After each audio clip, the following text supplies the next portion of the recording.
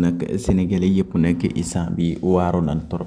ñëpp rek ñoo ngi toog rek di xool ndax gis ngeen li nga xam si ne moo di décision bi nga xam si nag conseil constitutionnel jël nañ ko wax ne nag Ousmane Sonko kenn du ko jox li nga xam moom moo di lii nii di pour mu kenn du ko valider pour mu bokk ci élection présidentielle 2024 ndax daal moom mii di Ousmane Sonko matalul ay dossier te dossier yi lu tax nag ndax gis ngeen moom mii di Maître Ciré Clédor Ly yëkkati na ay kàddu wax na nag dossier yëpp rek mat na benn dossier rek manqué wu ci kan nag lan moo tax rek ba tax ñu ne rek Ousmane Sonko mi kenn du ko jox li kenn du ko valider ci li nga xam di conseil constitutionnel ginnaaw nag ban tëggaatee seeni mbir